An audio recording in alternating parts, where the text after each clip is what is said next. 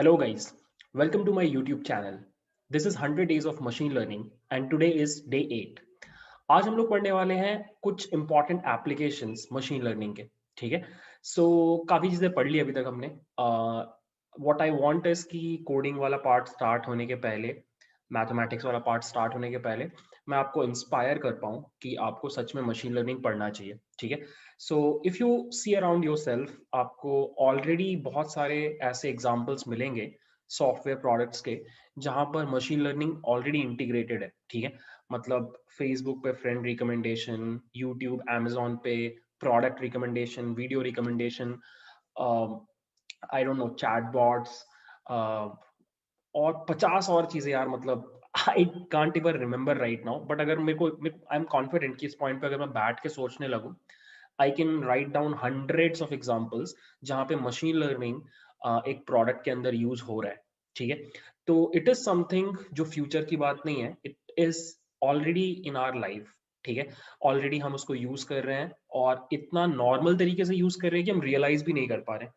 But generally, as students, what we think of machine learning is it is in terms of consumer products. हम जब भी सोचते हैं machine learning कहाँ use होता है, तो हमारा दिमाग हमेशा हमें ऐसे प्रोडक्ट्स का एग्जांपल देता है जो बहुत स्ट्रेट फॉरवर्ड यूजर्स यूज करते हैं, जैसे कि व्हाट्सएप, यूट्यूब एंड ऑल.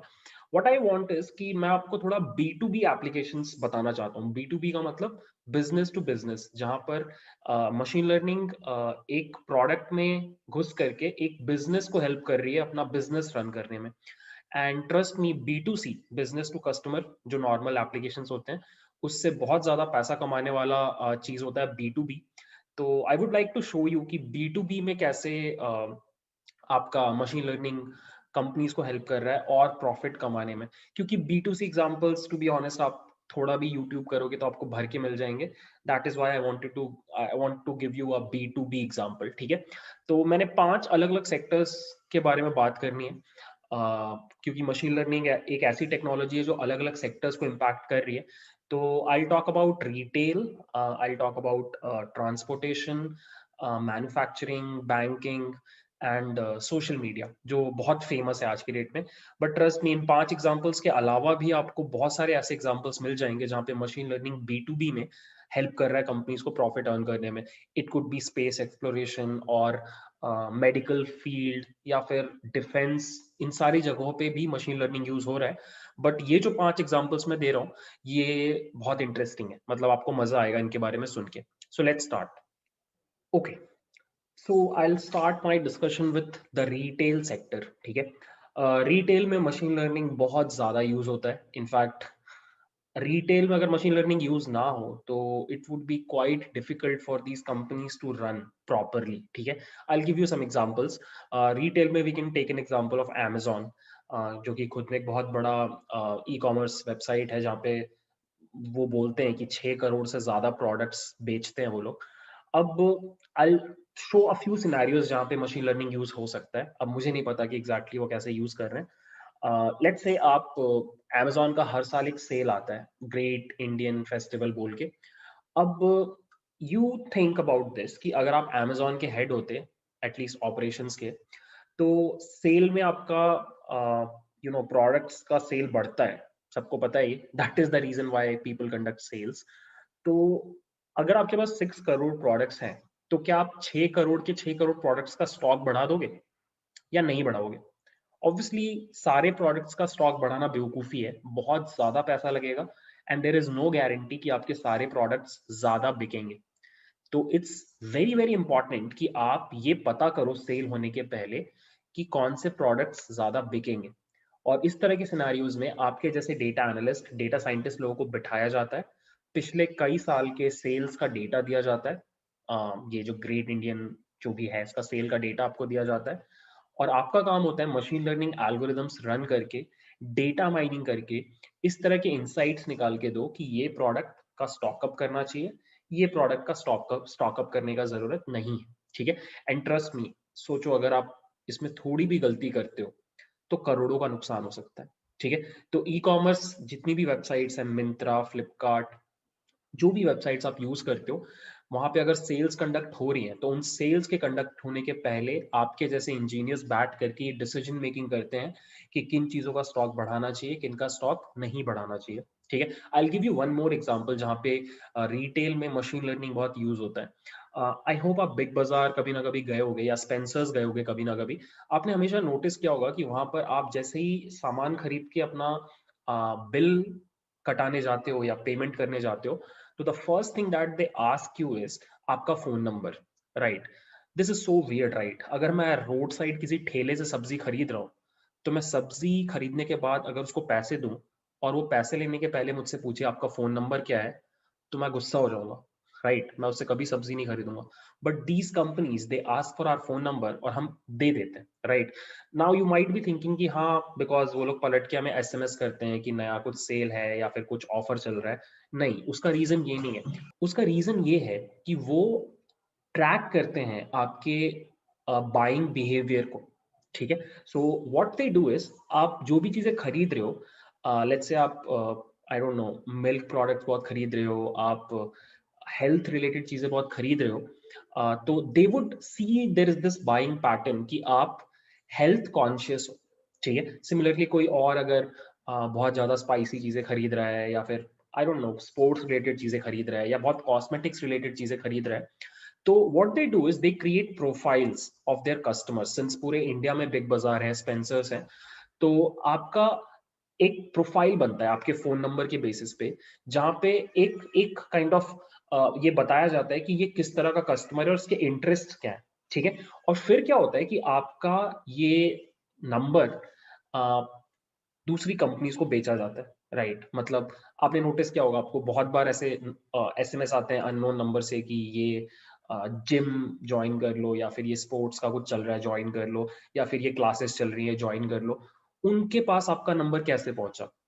बहुत लोग हैं वैसे आपका नंबर बेचने वाले, बट ये लोग भी हैं, और ये लोग और ज्यादा पैसा मांगते हैं एडवर्टाइजर्स से, बिकॉज इनके पास आपके बारे में बहुत इंपॉर्टेंट क्रूशियल डेटा है कि इस बंदे को फॉर श्योर जिम मेंबरशिप चाहिए है, क्योंकि ये हेल्थ ओरिएंटेड है। क्योंकि सोच के देखो ना, अगर जिम वाले जाकर के 1 लाख लोगों को ऐसे ही रैंडमली भेज दे एसएमएस, तो कन्वर्जन बहुत कम होगा। वही अगर वो बिग बाजार से जाके डेटा खरीद रहे हैं और बिग बाजार वाले उनको सिर्फ 100 लोगों का फोन नंबर दे रहे हैं जो सच में बहुत इंटरेस्टेड है हेल्थ रिलेटेड प्रोडक्ट्स में, तो उनका conversion rate would be great. तो उनको 1 लाख एसएमएस करने से जितने रिजल्ट्स मिलने वाले थे, उतने रिजल्ट्स उनको सिर्फ 100 एसएमएस करने में मिल जाएंगे। तो बेसिकली टारगेटेड मार्केटिंग के लिए आपका प्रोफाइल क्रिएट कर रहे हैं ये लोग। यही सेम काम गूगल भी कर रहा है, यही सेम काम फेसबुक भी कर रहा है। इनफैक्ट अगर आप कोई भी प्रोडक्ट यूज कर रहे हो जिसके लिए आप पे नहीं कर रहे हो, most of the internet products we use but we don't pay for, तो उसके बारे में एक फेमस चीज कही गई है, if you are not paying for the product then you are the product. तो ये चीज यहाँ पे भी ट्रू है, आपका डेटा सच में बेचा जाता है। ठीक है, this is the second scenario जहाँ पे रिटेल में मशीन लर्निंग बहुत यूज हो रहा है, यहाँ पे आपका बाइंग पैटर्न देखने के लिए। थर्ड सिनेरियो इज दिस, आप ये फोटो देखो अपने स्क्रीन पे, यहाँ पर यू वुड सी कि कुछ प्रोडक्ट्स शेल्फ्स में रखे हुए हैं आइल्स में। ठीक है, अब जब मैं पहली बार गया था, पहली बार नहीं बट मैं कभी भी जाता था पहले 3-4 साल पहले स्पेंसर्स या बिग बाजार में, तो मेरे अंदर एक क्यूरियोसिटी आता था कि कौन डिसाइड करता है कि सारे प्रोडक्ट्स का पोजीशनिंग क्या होगा। मतलब मुझे कैसे पता कि इस प्रोडक्ट के बगल में ये प्रोडक्ट ही होना चाहिए? अपेरेंटली ये चीज डिसाइड करने में भी मशीन लर्निंग का बहुत यूज होता है। There is a thing called association rule based learning, जिसका एग्जैक्ट काम है ये करके दिखाना। सो आप दो प्रोडक्ट्स के बीच में कोरिलेशन निकालते हो, if the correlation is very high, आप उन दोनों प्रोडक्ट्स को साथ में रखते हो। मैंने कुछ दिन पहले आपको एग्जांपल दिया था बेबी डायपर्स और बियर का, that was the exact same example. So you can see, अगर ये तीनों चीजों में आप मशीन लर्निंग को हटा दो, तो आप वापस आदि मानव वाले जमाने में चले जाओगे और ये कंपनीज उतने अच्छे से फंक्शन नहीं कर पाएंगी जितने अच्छे से कर सकती है, राइट? तो machine learning is a very key component in e commerce retail sector. ठीक है, now let's move on to the next sector, that is banking and finance. So banking में आई डोंट नो, आपने अगर कभी loan के लिए apply किया है तो आपको पता होगा कि सभी को लोन नहीं मिलता। लोन अगर आपको चाहिए है तो पहले आपको अपना प्रोफाइल सबमिट करना पड़ता है, और वो प्रोफाइल के ऊपर पहले एक एनालिसिस होता है। सो 2 लेवल एनालिसिस होता है जनरली। एक मशीन लर्निंग एल्गोरिदम के थ्रू होता है और फिर एक मैनुअल कोई लोन ऑफिसर के थ्रू होता है। तो जो मशीन लर्निंग एल्गोरिदम वाला स्टेज होता है वहां पे क्या होता है कि आपके प्रोफाइल को कंपेयर किया जाता है पास्ट डिफॉल्टर से, जिन लोगों ने लोन नहीं चुकाया। अगर आपका प्रोफाइल और पास्ट डिफॉल्टर्स के प्रोफाइल में बहुत स्ट्रॉन्ग कोरिलेशन आता है, सिमिलैरिटी बहुत ज्यादा आता है, लेट्स से 80 आ रहा है आउट ऑफ 100, तो फिर ये बता रहा है आप मशीन लर्निंग कि ये बंदा हो सकता है, देयर इज अ 80% चांस कि ही विल नॉट पे बैक द लोन। तो उस केस में इट्स अ रेड अलार्म और आपका बैंक आपको लोन नहीं देगा, आपका प्रोफाइल रिजेक्ट हो जाएगा। वही अगर आपका यू नो सिमिलैरिटी बहुत कम आ रहा है, 10 15 20, then that application is passed to the loan officer, जहां पर वो एक मैनुअल प्रोसेसिंग करने के बाद आपको लोन सैंक्शन कर देता है। ठीक है, तो बैंकिंग में और भी बहुत सारी चीजें हैं जहां पे मशीन लर्निंग यूज होता है। कहाँ पे ब्रांचेस खोलने चाहिए, कहाँ पे कस्टमर्स के लिए हम कौन सा प्रमोशन प्लान स्टार्ट करें, किस तरह के प्लान्स हम सिटीज में स्टार्ट कर सकते हैं, इस तरह की बहुत सारी चीजों के ऊपर मशीन लर्निंग इंप्लीमेंट होता है। तो finance is again one thing, finance में एक्चुअली बहुत सारी और चीजें हैं, there is insurance, there is share market, ये सारे सेक्टर्स में आज की डेट में machine learning, trading and all, इन सारी चीजों में मशीन लर्निंग आज की डेट में बहुत यूज होता है। ठीक है, let's move on to the next sector, that is transportation. And I will give you an example of Ola. Again बहुत सारे एग्जांपल्स हैं इसमें भी, बट मैं आपको एक एग्जांपल देता हूँ ओला का। सो मैं जब कोलकाता में रहता था तो उस टाइम पे ही ओला स्टार्ट हुआ था कोलकाता में, it was I guess 2015 I guess. तो तब एक कॉन्सेप्ट आया था सर्च प्राइसिंग का, जो अभी भी है, कि कुछ स्पेसिफिक टाइम्स पे सुबह या शाम के टाइम आपका जो प्राइसिंग रहता है, जो फेयर रहता है, वो नॉर्मल से ज्यादा रहता है, कभी कभी डबल रहता है, ट्रिपल रहता है, वियर्डली ज्यादा, राइट। तो मेरे को बहुत सरप्राइजिंग लगता था, मुझे गुस्सा भी आता था ओला के ऊपर या उबर के ऊपर कि यार इस तरह की प्राइसिंग आप कैसे कर सकते हो। अगर मुझे पॉइंट ए से पॉइंट बी जाना है और उसका actual fair is 100 rupees, how can you ask for 300 rupees? That is so unfair, right. फिर एक दिन मुझे इस चीज का आंसर मिला कि ओला ऐसा क्यों करता है या उबर ऐसा क्यों करता है। So I was sitting with this driver, और उसके फोन में उबर का था या ओला का था, आई डोंट रिमेम्बर, बट उसका खुद का एक ड्राइवर ऐप था। आपका दो ऐप्स होते हैं ओला और उबर में, एक होता है यूजर ऐप जो हम यूज करते हैं, एक होता है ड्राइवर ऐप जो ड्राइवर यूज करते हैं। सो मुझे उसके ड्राइवर ऐप में ऐसा मैप दिखाई दिया कोलकाता का, उसमें से कुछ रीजन्स इस तरीके से रेड थे। तो आउट ऑफ क्यूरियोसिटी मैंने पूछा कि भैया ये मतलब दादा दादा बोला मैंने, कोलकाता में वी कॉल दादा। सो दादा ये रेड रीजन्स क्या बता रहे हैं? तो ही सेड कि उबर, अगर मैं अगले 10 मिनट में इस रेड रीजन में पहुंच जाऊंगा, तो वहां से अगर मैं कोई पिकअप लेता हूं तो मेरे को उबर 2 टाइम्स पैसा देगा, राइट। तब मेरे दिमाग में क्लिक किया कि अच्छा ये चीज कैसे काम करती है। आई गेस आपको समझ में आ गया होगा। अब लेट्स से ये एरिया ऑफिस एरिया है और अभी शाम का टाइम है, मतलब लोग ऑफिस से निकल रहे हैं। अब इस पॉइंट पे यहाँ पे सिर्फ 3 कैब्स है लेट्स से, बट कस्टमर्स बहुत सारे हैं, वो ऐप पे आके बुक करना चाह रहे हैं। तो सडनली से एक ऐसा रीजन बन गया जहाँ पे डिमांड बहुत ज्यादा है, सप्लाई बहुत कम है, राइट। तो अब उबर को अगर अपनी सप्लाई को मेंटेन करना है तो उसको आसपास के कैब ड्राइवर्स को यहाँ पे बुलाना पड़ेगा। बट आसपास के कैब ड्राइवर्स क्यों आएंगे, राइट? वो एक्स्ट्रा डिस्टेंस ट्रैवल करके क्यों आएंगे? तो एक ही तरीका उनको लालच दे के बुलाने का कि उनको एक्स्ट्रा पैसे दिए जाए। बट वो एक्स्ट्रा पैसे उबर अपनी जेब से देगा तो बहुत जल्दी कंपनी बंद हो जाएगी। तो दैट इज वाई वो एक्स्ट्रा पैसा जो लालच देने के लिए ड्राइवर को बोला जाता है, उबर जो देता है, वो एक्चुअली आपसे चार्ज किया जाता है। ठीक है, and that is why they say this कि prices are higher because of increased demand. ठीक है, तो हो क्या रहा है, वो सप्लाई मेंटेन रखने के लिए उबर इज डूइंग दिस कि आसपास में सारे जो ड्राइवर्स हैं उनको ये नोटिफिकेशन देता है। यहाँ पे देखो, यहाँ पे बोल रहा है कि अगर आप इस रीजन में पहुंचोगे तो 3.2x मिलेगा आपको, अगर आप इस रीजन में पहुंचोगे तो 1.8x मिलेगा। ठीक है, तो that is how this entire thing is created, right. Demand forecasting किया जाता है, जैसे कोलकाता में दुर्गा पूजा में बहुत ज्यादा डिमांड रहता है कैब्स का, तो किस पॉइंट पे कौन से जगह पे कितने कैब्स होने चाहिए और उसके हिसाब से कैसे रीडायरेक्शन करना है, इस तरह की चीजों में भी मशीन लर्निंग बहुत यूज होता है। ठीक है, आज की डेट में लॉजिस्टिक्स में जितने भी स्टार्टअप्स हैं, डिलीवरी का राउटिंग एंड ऑल, ये सब कुछ के लिए मशीन लर्निंग बहुत यूज होता है। ठीक है, स्विगी अपने एक बंदे को 3 ऑर्डर्स पकड़ा के भेज रहा है, अब उन 3 ऑर्डर्स को सबसे ऑप्टिमाइज तरीके से कैसे पहुंचाया जा सकता है, इसके ऊपर काम चलता है। गूगल मैप्स में बहुत चीजें हो रही हैं, तो ट्रांसपोर्टेशन सेक्टर में, लॉजिस्टिक्स में भी बहुत काम चल रहा है मशीन लर्निंग के ऊपर, ठीक है। The next one is manufacturing. So manufacturing में मैं आपको टेस्ला का एग्जांपल दूंगा, ऑल्दो ये एग्जांपल किसी के ऊपर भी एप्लीकेबल है। I will give you this example because Tesla is one of the most advanced companies जो अपने ऑटोमेशन में बहुत, मतलब अपने मैन्युफैक्चरिंग में बहुत ज्यादा ऑटोमेशन यूज करता है। मतलब ये टेस्ला की फैक्ट्री का एक इमेज है जहाँ पे बहुत सारे ऑटोमेटेड आर्म्स, रोबोटिक आर्म्स मिलकर के कार मैन्युफैक्चर कर रहे हैं, ठीक है। अब इस तरह के सिनेरियो में क्या होता है कि जैसे टेस्ला के बारे में अगर आपको पता होगा, टेस्ला का फैन फॉलोइंग वैसा ही जैसे एप्पल का है फोन्स में। तो टेस्ला का कार आता नहीं है कि उसके पहले ही बुकिंग स्टार्ट हो जाती है। मतलब टेस्ला की बुकिंग आप आज करोगे, प्रोबेबली 6 मंथ्स बाद आपको डिलीवरी होती है। That is how Tesla works. तो टेस्ला, अब सिंस आपने बहुत सारे लोगों से पैसा ले लिया है, तो आप हमेशा एक टाइट शेड्यूल पे कार्स मैन्युफैक्चर कर रहे होते हो।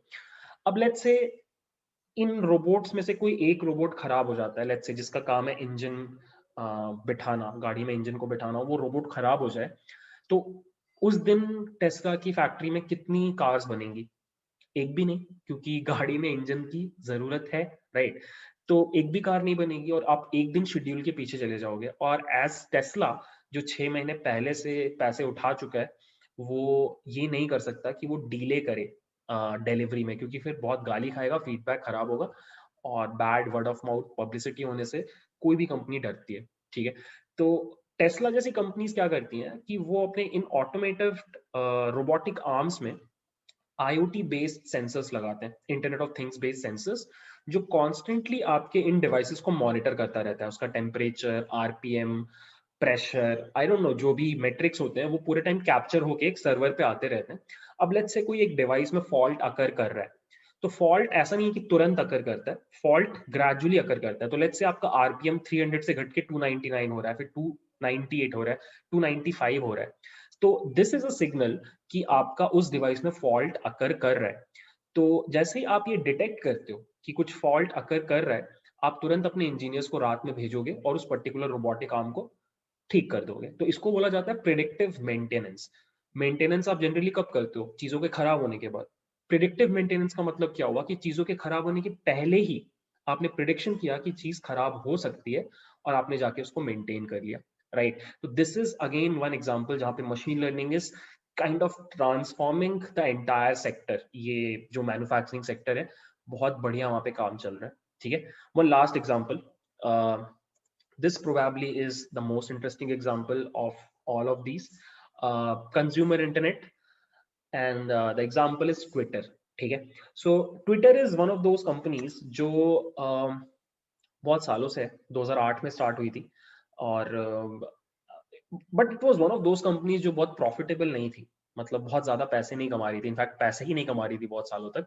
तो ट्विटर के जो इन्वेस्टर्स थे, जिन लोगों ने पैसे दिए थे और शेयर्स खरीदे थे ट्विटर में इनिशियली, वो लोग को थोड़ा डर लगने लगा कि फेसबुक 3-4 साल में पैसे कमाने लग गया था, गूगल 2 साल में पैसे कमाने लग गया था, ट्विटर पैसे क्यों नहीं कमा रहा? एंड एट वन पॉइंट लोगों को डर लग रहा था कि ट्विटर बंद हो जाएगा because there is no active source of revenue. तो उस पॉइंट पे ट्विटर के जो भी हेड्स थे, अब मुझे एग्जैक्टली नहीं पता, ये ब्लॉग में पढ़ा मैंने किसी ब्लॉग में, तो इस पॉइंट पे मेरे पास वो ब्लॉग का डिटेल नहीं है, एज इन उसका लिंक नहीं है, अदरवाइज मैं शेयर करता आपके साथ। बट मैंने कहीं ये पूरी चीज पढ़ी है कि ट्विटर के जो सारे हेड्स थे, उन लोगों ने मिलके फिर एक प्लान चर्न आउट किया कि what they will do is they will start utilizing their tweets. They will do sentiment analysis on the tweets, and then they will, use a plan to earn revenue from that sentiment analysis वाला चीज। अब अगर आप beginner हो तो probably आपको sentiment analysis क्या होता है शायद पता ना हो। तो what I will do is I will first show you कि सेंटिमेंट एनालिसिस किसको कहते हैं, और फिर मैं आपको बताता हूँ कि सेंटिमेंट एनालिसिस के आसपास क्या प्लान बनाया ट्विटर ने कि वो आज के डेट में एकदम मस्त प्रॉफिटेबल है। Let me show you. So if I go to my browser, ये एक वेबसाइट है जो मेरे एक स्टूडेंट ने बनाया था, मैंने प्रोजेक्ट दिया था, तो दे ही बिल्ड दिस वेबसाइट।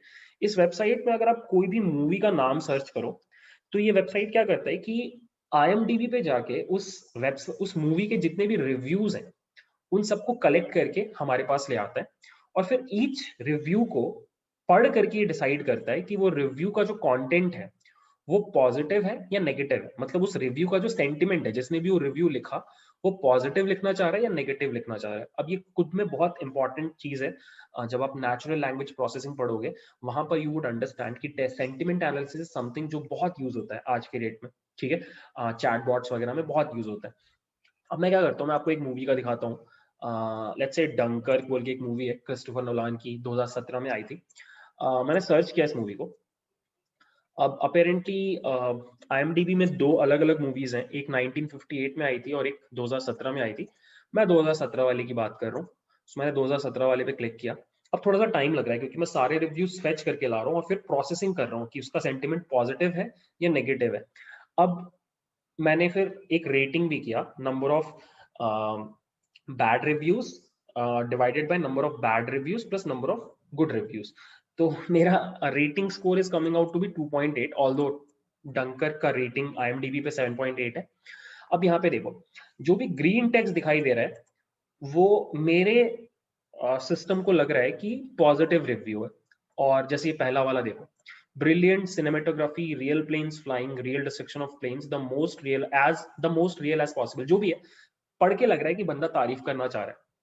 और मेरे एल्गोरिदम ने डिटेक्ट भी कर लिया कि ये पॉजिटिव सेंटिमेंट है। ठीक है, ये सब पॉजिटिव सेंटिमेंट्स है। अब यहाँ पे देखो, अगर मैं ये वाला पढ़ूं, I was very disappointed with this movie, I have liked previous Nolan movies but this one left me feeling cheated that I had spent that much money to see it। अब ये पढ़ के लग रहा है कि बंदा दुखी है, और मेरा टेक्स्ट रेड कलर का आ रहा है जो बता रहा है कि मेरे एल्गोरिदम को ये समझ में आ गया कि बंदा का sentiment is bad, right. Similarly this one, put down the cool ad, ठीक है। दिस वन, ये फिर भी ठीक है। Christopher Nolan is a visual genius, the film is just stunning to look at, positive. This is negative, negative, and so on. ठीक है, so this is called sentiment analysis. And Twitter ने sentiment analysis को use करके एक बहुत मस्त plan बनाया, वो मैं आपके साथ डिस्कस करता हूँ। So I will take an example, मतलब I am not saying exactly ऐसा ट्विटर ने किया, but I am just giving an example कि सेंटिमेंट एनालिसिस को यूज करके ट्विटर ने कैसे प्रॉफिट कमाने का प्लान बनाया। So let's take an example कि इलेक्शंस हो रहे हैं, ठीक है।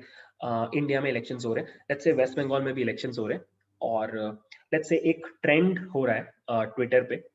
देयर इज दिस ट्रेंड कि वेस्ट बंगाल इलेक्शंस 2021 जो आजकल बहुत चल रहा है, तो अब उसमें बहुत सारे लोग ट्वीट करेंगे, right. People will tweet about it, right. सभी ने एक सेम हैशटैग दे रखा है, WB इलेक्शन 21 ऐसे करके एक हैशटैग है। अब ट्विटर क्या करेगा, ट्विटर जितने भी उस हैशटैग के अंदर ट्वीट्स हैं उन सबको कलेक्ट कर लेगा, सबको कलेक्ट करके एक तरफ ले आएगा, जैसे हमने सारी मूवीज को एक तरफ ले आए, सारे रिव्यूज को एक तरफ ले आए। अब ट्विटर क्वेश्चन पूछेगा कि ममता बनर्जी जीतेगी या नरेंद्र मोदी जीतेंगे। क्वेश्चन ये होगा कि नरेंद्र मोदी के लिए ट्वीट पॉजिटिव सेंटीमेंट लेके बैठा है या नेगेटिव सेंटीमेंट लेके बैठा है, ठीक है। अब मान लो कि आपने जैसे सेंटीमेंट एनालिसिस किया, मान लो आपके पास 50,000 ट्वीट्स हैं। अब 50,000 ट्वीट्स में आपका 40,000 ट्वीट्स बोल रहे हैं कि नरेंद्र मोदी जीतेगा, लेट्स से, ठीक है, या नरेंद्र मोदी हारेगा, कुछ भी है, ठीक है। तो आपके पास अब एक रियल सॉर्ट ऑफ डेटा है कि 70% लोग बोल रहे हैं नरेंद्र मोदी जीतेगा, 30% बोल रहे हैं नहीं जीतेगा। अब ये डेटा बहुत रियल है, क्योंकि सोच के देखो, ट्विटर एक ऐसा प्लेटफॉर्म है जहां पे यूजर्स अगर जाके कुछ ट्वीट कर रहे हैं तो वो जो ट्वीट कर रहे हैं वो सच में बिलीव करते हैं, तभी वो ट्वीट कर रहे हैं। आप सोशल प्लेटफॉर्म पे जाके जब भी कुछ बोलते हो या लिखते हो तो आप अपनी पर्सनालिटी को ही काइंड ऑफ एक्स्ट्रापोलेट करते हो, राइट। आप ऐसा नहीं करोगे कि आप नरेंद्र मोदी को हेट कर रहे हो लेकिन ट्विटर पे जाके तारीफ करोगे, ऐसा कभी नहीं होगा। तो आपके पास एक तरीके से ये जो डेटा आया कि 50% tweets are 60% tweets are supporting Narendra Modi, this is kind of an opinion poll. आपके पास इलेक्शन के पहले एक डेटा है कि लोग क्या सोच रहे हैं इलेक्शन के बारे में, right. Now there is a great chance कि यही एक्चुअल रिजल्ट हो, राइट। तो अब अगर आप ट्विटर हो और आपके पास ये डेटा ऑलरेडी है कि नरेंद्र मोदी के जीतने का प्रोबेबिलिटी 60% या 70%, तो आप किसको ये डेटा सेल कर सकते हो? सो दैट आपको पलट करके मैक्सिमम प्रॉफिट मिले। जब भी मैं क्वेश्चन क्लास में पूछता हूँ तो स्टूडेंट्स हमेशा मीडिया हाउसेस बोलते हैं, आज तक को बेचेंगे, इंडिया टुडे को बेचेंगे, और मैं हमेशा बोलता हूँ गलत है, क्योंकि सही जवाब है आप स्टॉक ब्रोकर्स को बेचोगे, या स्टॉक ब्रोकिंग जो कंपनीज होती हैं, मॉर्गन स्टैनली या जेपी मॉर्गन, इस तरह की कंपनीज को आप बेचोगे जो स्टॉक मार्केट में पैसा लगाते हैं अमीर लोगों से लेके। तो आप इन कंपनीज को अप्रोच करोगे और इनको जाकर के रिजल्ट बताओगे कि see boss, I have a proof, data based proof कि इंडिया में नरेंद्र मोदी की गवर्नमेंट बनने वाली है। अब ये स्टॉक ब्रोकिंग कंपनीज आपसे डेटा लेंगी और फिर अमीर लोगों का पैसा लिखेंगी, उठाएंगी, और फिर स्टॉक मार्केट में उन कंपनीज के ऊपर पैसा लगाने लग जाएंगी जो कंपनीज ऑलरेडी बीजेपी को सपोर्ट कर रही हैं, लेट्स से रिलायंस या जो भी है, ठीक है। तो अभी इस पॉइंट पे लेट्स से रिलायंस का शेयर इज 20 रुपीज, मुझे नहीं पता, 20 रुपीज, और खूब सारे शेयर्स मैंने खरीद लिए, ठीक है। अब इलेक्शन हुआ, सच में बीजेपी का गवर्नमेंट बना, तो अब लोगों में एक सेंटिमेंट आया कि बॉस बीजेपी का गवर्नमेंट बना है तो अब रिलायंस ऊपर जाएगा। तो जो लोग स्टॉक मार्केट ट्रेडिंग करते हैं वो सब जाकर के अब किसका शेयर खरीदना चाहेंगे? रिलायंस का। अब सिंस खूब सारे लोग शेयर खरीदना चाहेंगे तो शेयर का प्राइस बढ़ने लग जाएगा, 80, 100, 120 की चला गया, मुझे कुछ आइडिया नहीं है शेयर मार्केट का, जस्ट सेइंग। अब जैसे ही प्राइस ऊपर बढ़ने लग गया तो शेयर किसके पास है? मेरे पास, क्योंकि मैंने पहले से खरीद रखे। तो अब मैं क्या करूंगा, हायर प्राइसेस पे उन शेयर्स को बेच दूंगा, ठीक है। और मुझे क्या पलट के मिला? प्रॉफिट। अब ये प्रॉफिट मैं उठा करके उस बंदे को दूंगा जिससे मैंने पैसे लिए थे शेयर मार्केट में लगाने के लिए, और इसका एक थोड़ा सा हिस्सा मैं जाके ट्विटर को दूंगा, बिकॉज मेरा जो भी डेटा इंटेलिजेंस आ रहा है that is coming from Twitter, right. So अब ये पैसा थोड़ा नहीं होता, बाय द वे, ये करोड़ों में होता है, प्रोबेबली अरबों में होता है, मुझे कोई आइडिया नहीं है। But this was a very smart technique कि आपके पास खूब सारा जो डेटा है पूरे दुनिया भर का, उसके ऊपर आप सेंटिमेंट एनालिसिस लगा के, सही क्वेश्चंस पूछ के, you can actually create very good repository of human intelligence जो आप अलग अलग कंपनीज को जाके बेच सकते हो। मैंने आपको सिर्फ पॉलिटिक्स का एग्जांपल दिया, ये सेम एग्जांपल एक्सटेंड कर सकता है स्पोर्ट्स में, एंटरटेनमेंट में, किसी भी चीज में। और ये सिर्फ इंडिया का एग्जांपल है, दुनिया में 200 से ज्यादा कंट्रीज हैं। तो इमेजिन ट्विटर अगर इंटेलिजेंटली अपने डेटा को यूज करे तो किस लेवल पे चीजें अचीव कर सकता है, and that is actually true. मुझे जैसे इस ब्लॉग का लिंक मिलेगा मैं आपके साथ शेयर कर दूंगा। इस पॉइंट पे I don't have any proof कि ऐसा कुछ हुआ, बट या सेंटिमेंट एनालिसिस यूज करके आज के डेट में consumer internet companies they are actually earning a lot of money, ठीक है। तो the whole idea of this video was guys कि मैं आपको इंस्पायर करना चाहता था कि ये एक ऐसी टेक्नोलॉजी है जो कंपनीज का भविष्य चेंज कर दे रही है। तो आप अपने बारे में अगर सोचो तो आपकी लाइफ में भी एक इस तरह का ट्रांसफॉर्मेशन ला सकती है, राइट। तो अब सिंस हम लोग धीरे धीरे आगे बढ़ के अब एक्चुअल पार्ट्स में घुसेंगे, मैथमेटिक्स में, कोड्स में, तो वहां पे क्या होता है कि थोड़ा थोड़ा बीच में कभी कभी कुछ डिफिकल्ट लगता है तो आप थोड़ा सा मोटिवेशन लूज करने लग जाते हो।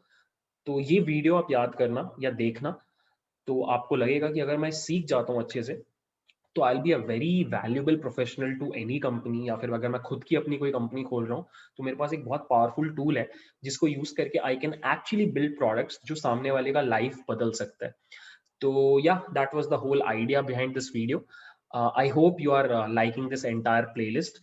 हम लोग 8वें दिन में पहुंच गए हैं, और आई जस्ट ट्राई कि हम धीरे धीरे धीरे धीरे करके पूरा प्लेलिस्ट कंप्लीट करें। और guys if you find this playlist informative और आपको मजा आ रहा है, आप सीख रहे हो, please consider subscribing, liking if possible, share कर दो किसी के साथ, अच्छा ही लगेगा मुझे, ठीक है। सो या that's it for the video. Thanks for watching.